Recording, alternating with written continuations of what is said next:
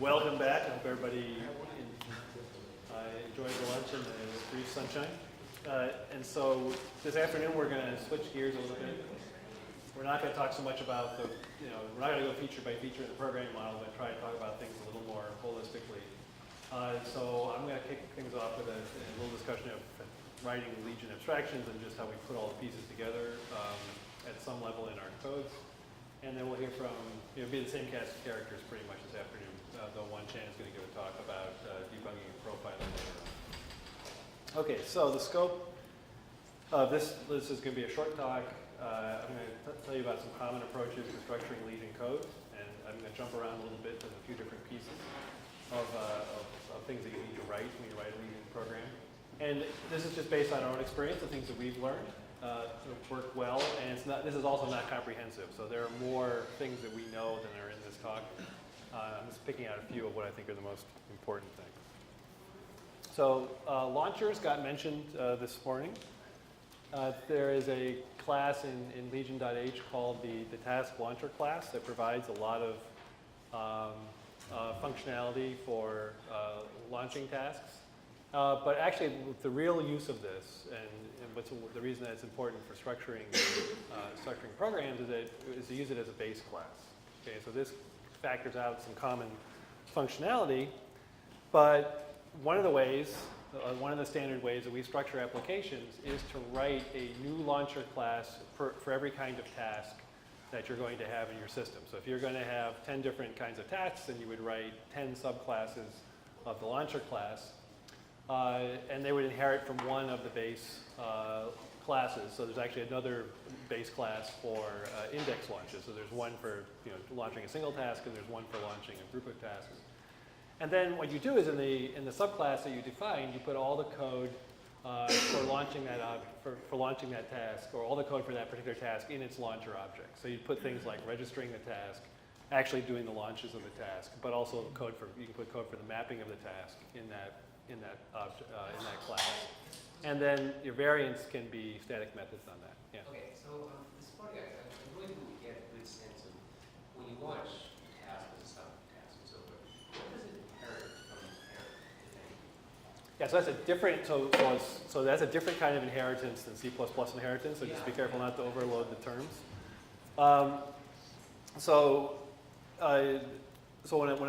This is a change of topic away from what I'm talking about here, but this is fine. Let's take the question now. So when a subtask is launched, first of all, it starts in the same place as the parent. The parent is running on a particular processor, and that subtask is born on that same processor. Okay, so it's going to go through the mapping process, or at least the initial stages of the pipeline for mapping on that processor. It may ultimately get sent someplace else, but it begins life there. Okay, and it can only get data from its parent, essentially. So it can get a subset of the data and a subset of the rights to that data, the privileges that its parent has. Okay, that's the relationship between a child task and its parent task. And then when the child finishes, depending on how the parent is structured, those results may or may not be available to the parent. So the parent could potentially wait, to do more work on the results of that child if it wants. Yeah. Does Legion work in high level?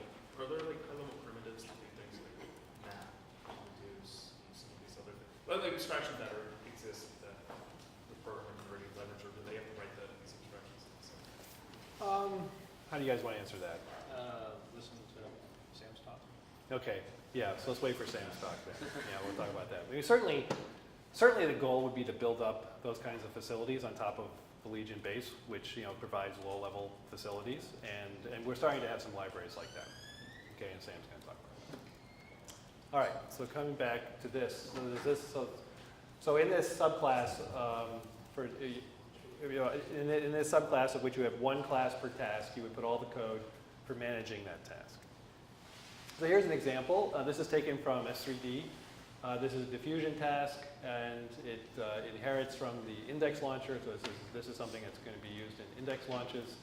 And the details here are not that important. I'll just point out, it has a couple of additional public methods, and then it has variants here for a CPU version and a GPU version that are part of the defined inside the class.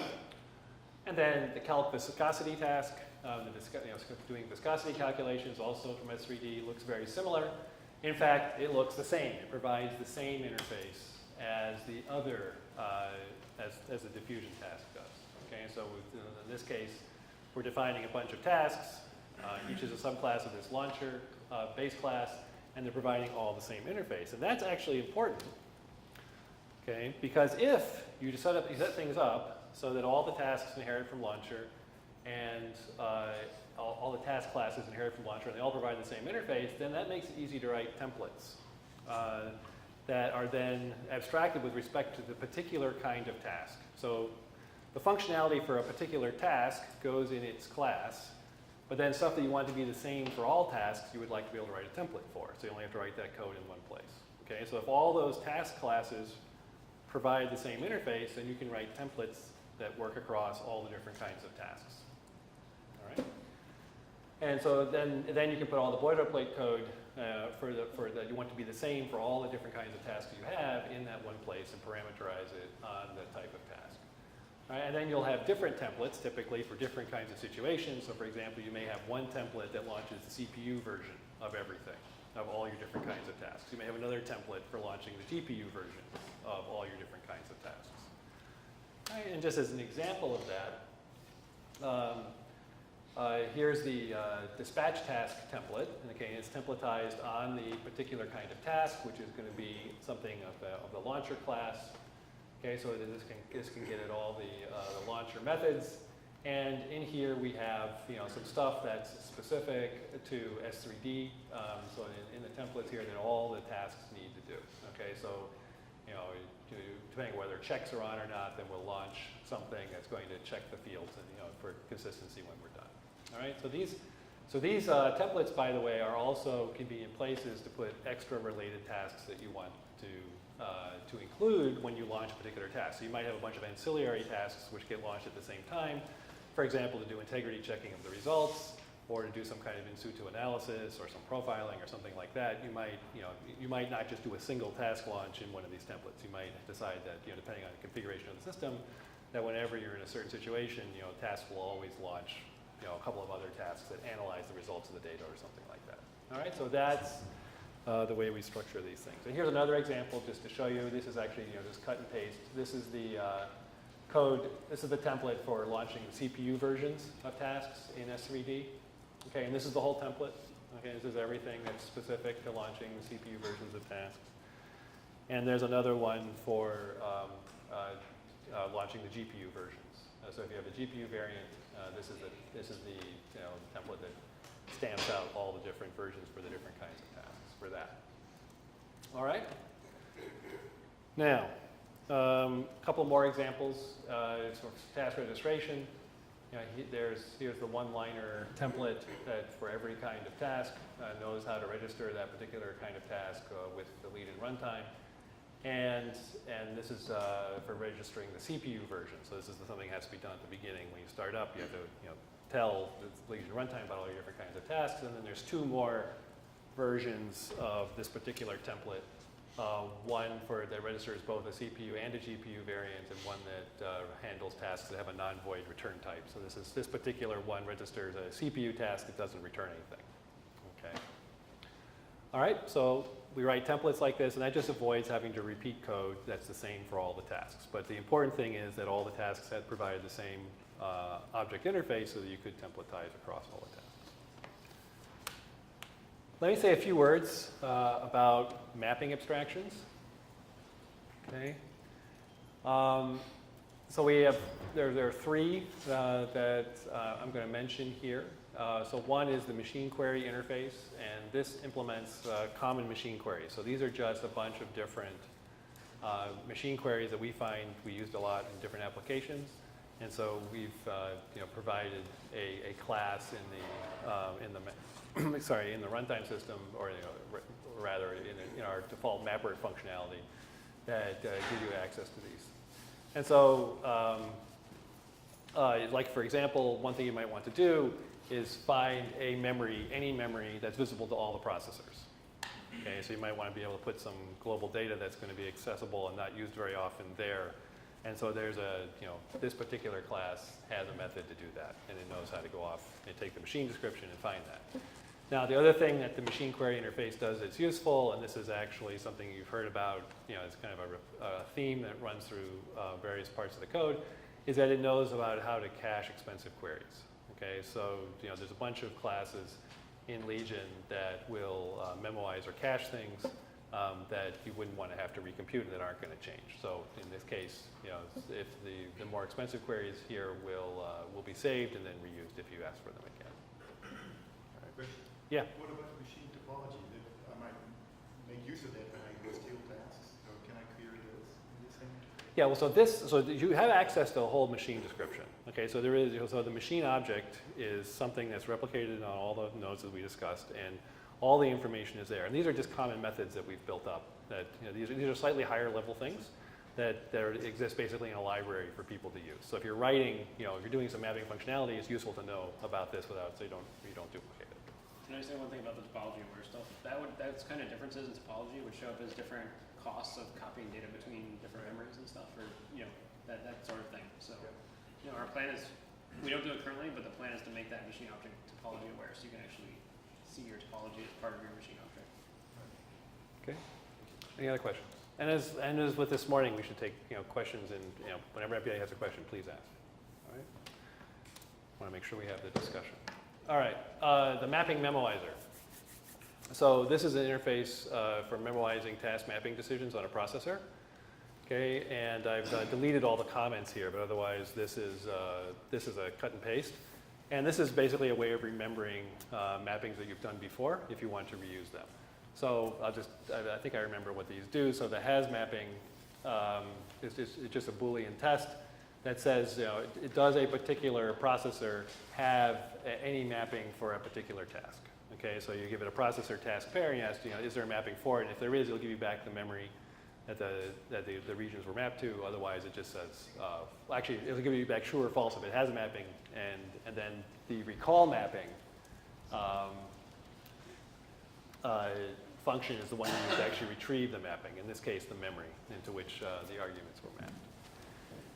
And then there's ways to programmatically record a mapping. So when if you want to remember a mapping, you can put it in this cached in this mapping memoizer object. And actually, that is not a permanent thing. Once you do that, you can also decide that you didn't like that mapping. You're going to allow it to be overwritten. All right, by a future better one. But when you say a commit mapping, then it's going to hold on to it. Okay, so then so when you commit something, it's going to remember it forever. All right. Now, finally, the last one I wanted to talk about that we've already built is the mapping profiler. Okay, and this is a kind of poor man's auto-tuner, and it basically does a bunch of things that you would want in an auto-tuner, but doesn't actually necessarily go all the way to doing full auto-tuning.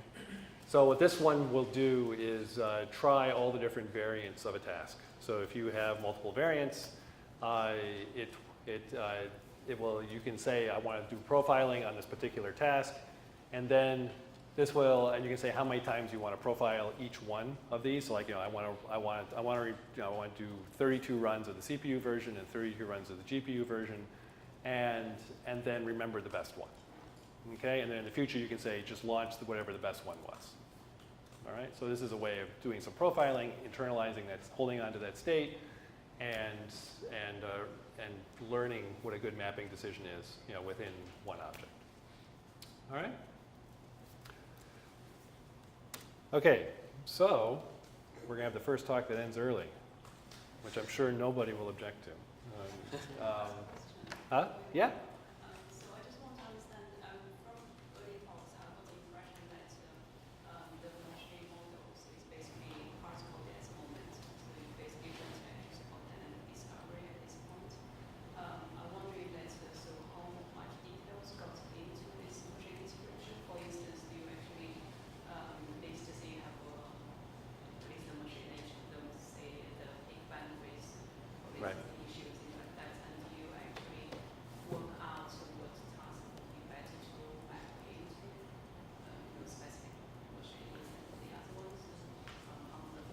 Yeah. So first of all, the first question was, I think, first part of the question was, I think, is the machine model hard coded? And there is a machine model that's available, for every Legion task, but there are different machine models for different machines. We don't have just one machine model. So we have, for every machine, we will have there's a different machine model. Okay.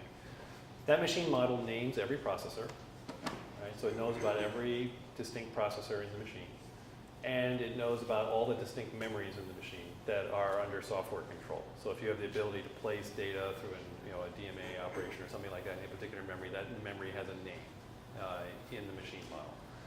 And then the other part of the machine model is the links between the different pieces. So, what is the latency and bandwidth of a data movement between these two memories? Okay, and so you can think of the machine model as a graph. Processors and memories are the nodes, and then edges in the graph are the connections. Who can talk directly to whom in the machine, where you can directly move data from one place to another. And on those edges are the important performance properties, so latency and bandwidth. Okay, and you're going to correct me. Yeah, well, I was going to say, they are there, and they're right, they're very coarse at the moment. They're the right order of magnitude.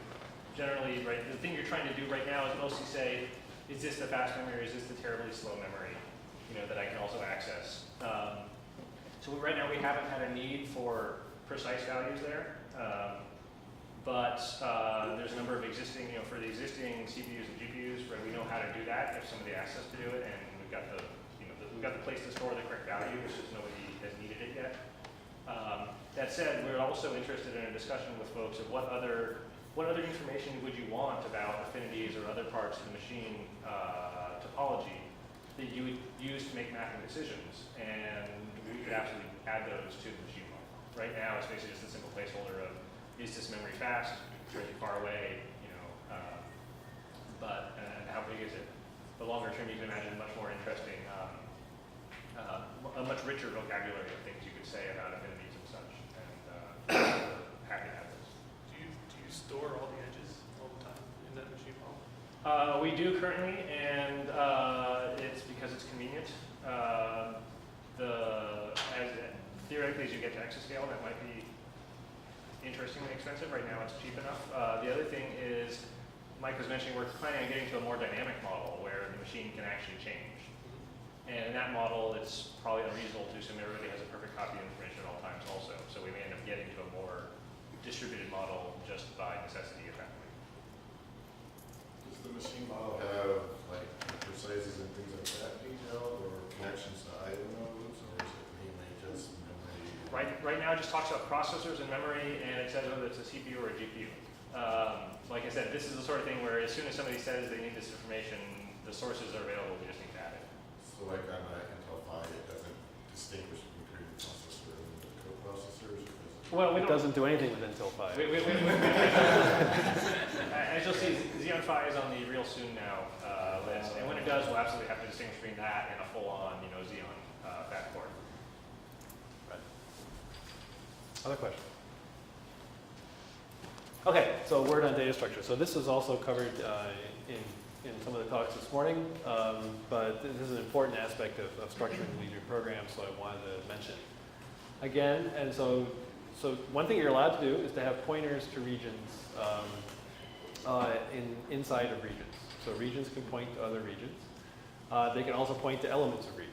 So you can either have a reference to an entire region or a reference to a particular object in a region.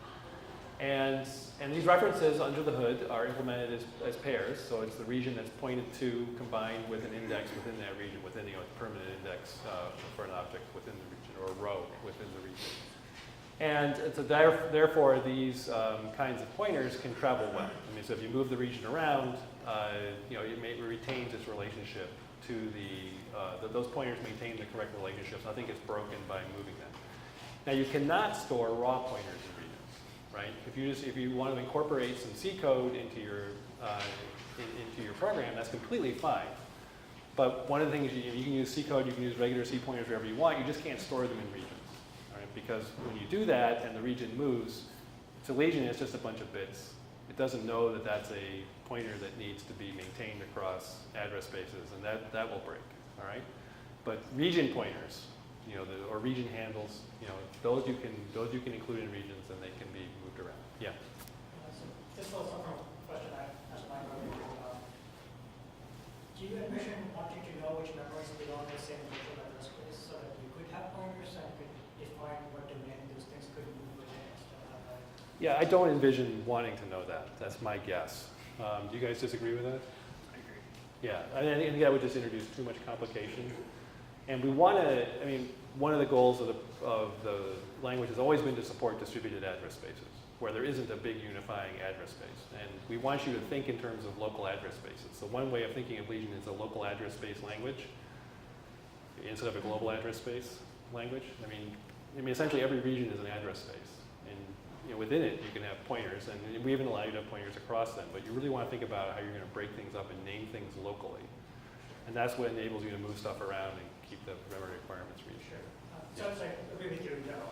Okay. As hardware, I kind of also see the evolution of hardware as sort of hierarchical, where we have local regions of devices that can be efficiently shared in this case and so on. And the further away you get, it starts breaking down. You don't want it to be. Okay, so let's take that offline, actually. That'd be interesting to talk about if you think, I'd be interested in talking about that. Let's take some time later to do that. Okay, other questions? All right, now this might look like, when we say that you can have pointers across regions, that may look like, oh, I can have a pointer across the machine. Just like I can say doing a PGAS language or something like that. Okay, or I can have a remote reference, like I can code up an MPI. And yes and no, okay, it doesn't really end up working that way. Because in order to actually use that pointer, you're gonna have to map that region, right? You can't actually access anything in a region unless you've mapped the physical instance. And once you do that, by definition, that instance is in a memory that's visible to the processor where it's running. Okay, so it's not a pointer across the machine anymore, it's a pointer to some memory that's relatively nearby. Okay? And so the copy will be, so the reference will happen in the sense that the entire data, the entire region gets moved, and then you can do the dereference. All right? Yeah. Well, you can map something in basically the PGAS memory, but then you pay, a RDMA call for every read and write you do to that instance. So you only do that when your access is going to be very sparse. Right. Right. So I should say it just has to be mapped, right? So the cost could be arbitrary depending on how bad that particular kind of memory is. Okay, but conceptually, at least to me, this is a little different than the PGAS model, where you can have arbitrary pointers across the machine. All right, and you would just be able to dereference them. Okay. Do you just explicitly say that that's a region requirement for your task, or? Well, if you are going to read from a region, then your task has to have the read privilege on that region, and then it's going to have to be mapped, okay, before the task can execute. So the program model will make sure that that region is in some visible memory. And as Sean said, that memory could be across a network if there's support, Sure. The underlying layer for that. But I guess, if I have a region that's kind of hidden is a region handle inside of another region, at some level, do I explicitly say that I have points on that? So for example, you could have a task. Maybe let me know if this doesn't answer your question. So you could have let's say you have that situation. You have a region A and has pointers into a region B. You only want to use region A. You don't care about the pointers to B. You can say, I'm going to run a task and only have privileges on A. I'm going to give up my privileges on B. And then those pointers are there, but you can't access them. And if you do, you'll get a runtime error. And you won't pay the cost also of mapping it and doing any communication for that. But if I do want to map it, then I need to explicitly expose that as a requirement. Yeah, for the task. that would have to be, you have to say this particular task uses both region A and region B, and it needs privileges for both, and then you'll make sure you have 2 instances, and then the pointers work. It's all guaranteed to be coherent, and so the pointers will work and will dereference. Okay. Can I add one more thing? Sure. So one other common use case for actually putting region handles into a region is some sort of hierarchical data structure. The simple case is obviously like a binary tree or something. And in that case, usually what's going on is you may be walking a tree and you want to walk down one path and access that region. And you don't have that region mapped, but you do have privileges for a parent region. And this is where the region tree can save you, right? Even if you don't have a mapping, as long as you have the privileges for the whole tree, that gives you the ability to dynamically map any arbitrary subregion of it Right. based on which thing you happen to fish out. So this is handle the multi-fold type Potentially. algorithm, or? I mean, you know, there's a number of cases where, yeah, you basically, this is a case where you statically, you know, before you launch a task, you don't actually know what you're going to access. Right. But you ask, so you ask for privileges on the whole thing, right? There's a way to actually say, don't actually map that. That's too big. But it gives you the ability then to then go map the pieces you want once you know which piece you actually want. Right. And so again, the regions are first class, and so they can be stored in data structures, and of course all the decisions are dynamic. So you can pick out, you know, as Sean said, you know, if you have some complicated data structure, but you have at least privileges for the whole thing, you don't even have to map the whole thing, and you can pick out the pieces you want to access, you know, using runtime logic to decide, you know, what you're gonna do. And just actually a couple of pictures. So as Sean said, you know, we can use this facility, the ability to have pointers to build, you know, any kind of data structure you want. So you can have Pendensican as a terrible color for this projector. That's supposed to be a table, and the first field is a pointer, and if, you know, these are region pointers that point from the first field back to other elements of the same region. So this is forming a linked list. You know, the first field of the first row points to the second row, and so on down the list. But then again, the pointers can also be across regions. So we could have, oh boy, we could have a root region, and then, you know, a tree of regions that spawn out from that, and you can, you know, have like a B tree sort of data structure from databases or something like that. That would be easy to code up using regions with this pointer facility. All right. So, well, I didn't manage to finish early, but I am the first talk to finish on time. So, thank you.